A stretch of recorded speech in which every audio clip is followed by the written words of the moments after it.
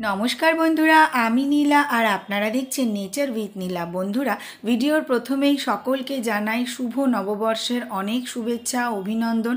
প্রত্যেকেই সারাটা বছর যেন ভালো থাকেন, সুস্থ থাকেন এই কামনাই করি। প্রত্যেকেই আনন্দ করে কাটান আজকের দিনটা এবং সারাটা বছর। বন্ধুরা, অনেক দিন ধরেই নীলাজ গার্ডেনের কোনো আপডেট ভিডিও আপনারা পাচ্ছেন না, কারণ অতিরিক্ত গরম আসছে এবং আরও বেড়ে যাবে। সেই কারণে এপ্রিল আর মে মাসে আমি কোনো রকম আপডেট ভিডিও আপনাদের জন্য রাখি না। আজকের ভিডিওটা হচ্ছে মিয়াজাকি আমের সম্পর্কে। পুরো ভিডিওটাই আজকে মিয়াজাকি আমের সম্পর্কে, কারণ অনেক বন্ধুরা এখনও পর্যন্ত আছেন যারা মিয়াজাকি আম খাননি বা দেখেননি, বা মিয়াজাকি আমটা কিরম দেখতে হয়, তার পাতা কীরকম হয় গাছে, সে সম্পর্কেও তাদের সেরকম কোনো ধারণা নেই। সেই কারণেই আজকের এই ভিডিও, এবং তার সাথে ছোট ছোট কিছু টিপস কিভাবে আপনারা গাছ রাখবেন বা লাগাবেন সেইটা।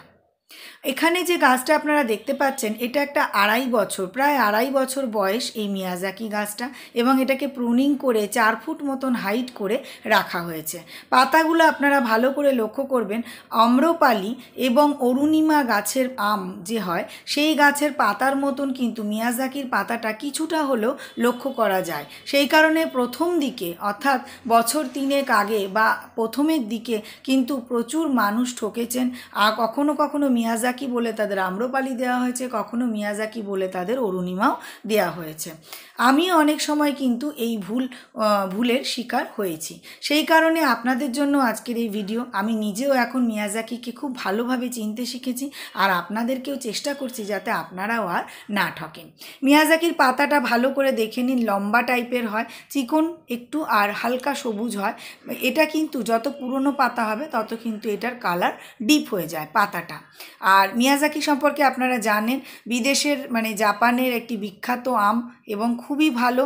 মিয়াজাকি সিটি থেকে এই মিয়াজাকি নামকরণ করা হয়েছে, এবং এই আমের নিউট্রিশন ভ্যালু অর্থাৎ ফুড ভ্যালু কিন্তু অনেক বেশি। ভিটামিন এ এবং ভিটামিন সি এতে প্রচুর পরিমাণে রয়েছে। সেই কারণে কিন্তু এই আমটা খেলে আমাদের শরীরের কিন্তু উপকারী হবে। পাতাগুলো দেখুন, ভালো করে পাতাগুলো একটু লক্ষ্য করবেন, যে যেখান থেকেই কিনুন একটু কেনার সময় পাতাগুলো লক্ষ্য করবেন। যদিও বা আমের পাতা খুবই কি বলবো, বিষয়টা খুবই জটিল। আমি নিজেও এখনও পর্যন্ত খুব ভালো করে চিনে উঠতে পারি না। এক সময় খুব বড় বড় পাতা হয় খাবার জন্য, আবার এক সময় কম হয়ে যায়, এই টাইপের হয়। বন্ধুরা, এখানে দেখুন পুরো গাছটাকে কিন্তু শক্ত বাঁশ দিয়ে চারিদিক দিয়ে ঘিরে শক্ত করে তৈরি করা হয়েছে, যাতে জোরে হাওয়া দিলে বা ঝড় হলে, কারণ বৈশাখ মাসে কিন্তু ঝড়ের একটা প্রবণতা থাকে, এই সময় প্রচুর আম গাছে থাকে, যাতে খুব বেশি ক্ষতিগ্রস্ত আম গাছটা না হয় সেই কারণে চারিদিক দিয়ে বাঁশ দিয়ে ঘিরে মাঝখানে একটা শক্ত বাঁশ দিয়ে গাছটাকে কিন্তু তৈরি করা হয়েছে, এবং নিচে মালচিং করা হয়েছে। মালচিংটা কিন্তু গরমের জন্য খুবই উপকারী, এবং ঘাস জংলা এগুলোর জন্য গাছকে কিন্তু অনেক বেশি ভালো রাখে। গরমকালে ভেতরে ময়েশ্চার থাকে, যার জন্য আম গাছে পাতা পোড়া রোগ খুব কম দেখা দেয়। এখানে দেখুন বন্ধুরা, গাছের আমে কিন্তু কালার এসছে।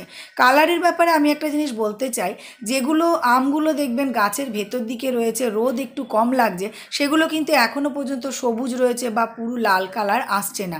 কিন্তু যেগুলো একটু বাইরের দিকে থাকে বা রোদ্দুর বেশি পায়, তাতে কিন্তু খুব তাড়াতাড়ি লাল কালার চলে আসে। এগুলো কিন্তু যে কোনো লাল রঙযুক্ত যে আম হয় তার মধ্যে এটা স্বাভাবিক, কারণ রোদ্দুর যত পাবে তার সেই দিকটাতে তত লাল কালার আসে। রোদ্দুর কম পেলে কিন্তু কালার আসতে দেরি হয়। মিয়াজাকির গুটি কিন্তু ছোট থেকেই কালারিং হয়, তবে রোদ কম পেলে কিন্তু কালারটা আসতে একটু দেরি হবে। খুব বেশি কড়া মিষ্টি মিয়াজাকি আমি বলবো না, হালকা মিষ্টি, ভালো খেতে, এবং শরীরের পক্ষে খুবই ভালো এই আম। যে আটিটা হয় সেটাও পাতলা হয়। আশা করি আম পাকার পরে আমি আপনাদেরকে আরও একটা ভিডিও দিতে পারবো।